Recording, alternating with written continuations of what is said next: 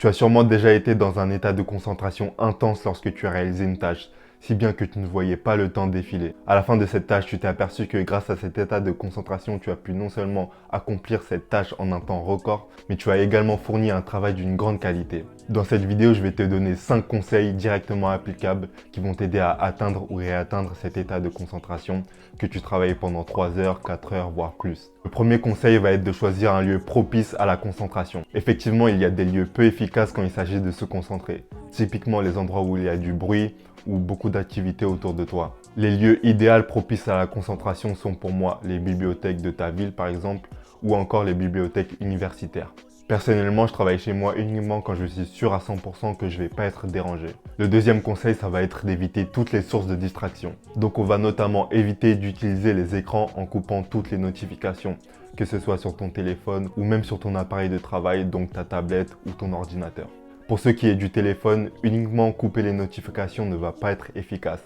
En effet, ton téléphone, tu l'auras à côté de toi. Donc que les notifications soient coupées ou non, tu pourrais tenter plusieurs fois de récupérer ton téléphone et de l'utiliser jusqu'à partir sur des sessions infinies de scrollage sur les réseaux sociaux. Alors pour éviter ça, je te conseille de complètement le ranger le temps de ta session de travail. Donc range-le dans ton sac ou alors mets-le dans une autre pièce si tu travailles chez toi. Le troisième conseil, ça va être d'utiliser la méthode Pomodoro. Alors la méthode Pomodoro consiste à diviser ta session de travail en plusieurs petites sessions accompagnées de temps de repos. Effectivement, il va être assez compliqué de se concentrer pendant plusieurs heures. Tu pourras par exemple tenter de te concentrer pendant 3 heures, mais tu verras que dans ces 3 heures, il va y avoir plusieurs petits moments où tu vas complètement rêvasser, tu vas penser à autre chose. Et finalement, à la fin de ta session de travail, tu te seras aperçu que tu auras été peu efficace. Je te conseille donc de découper tes sessions de travail en plusieurs petites sessions. Alors la méthode Pomodoro préconise des sessions de travail de 25 minutes accompagnées de temps de repos de 5 minutes. Alors personnellement, je trouve cette méthode un peu obsolète quand on a la capacité de se concentrer plus longtemps. De plus, avec des temps de travail assez courts comme celui-ci,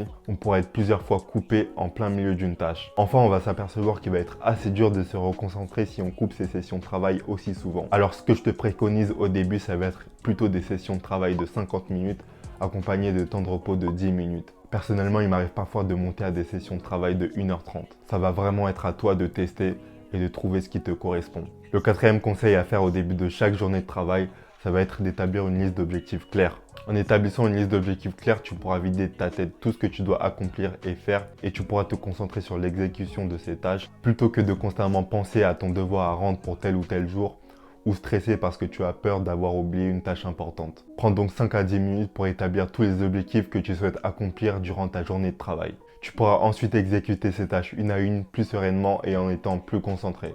Le cinquième conseil, si tu as toujours des difficultés à te concentrer, ça va être d'utiliser des musiques ou des sons de concentration. Écouter des musiques ou des sons spécialement conçus pour la concentration, ça va t'aider à atteindre un niveau optimal de concentration parce qu'en gros, ça va facilement t'aider à rentrer dans une sorte de bulle où tu verras juste le travail devant toi. Attention toutefois à ne pas choisir n'importe quelle musique.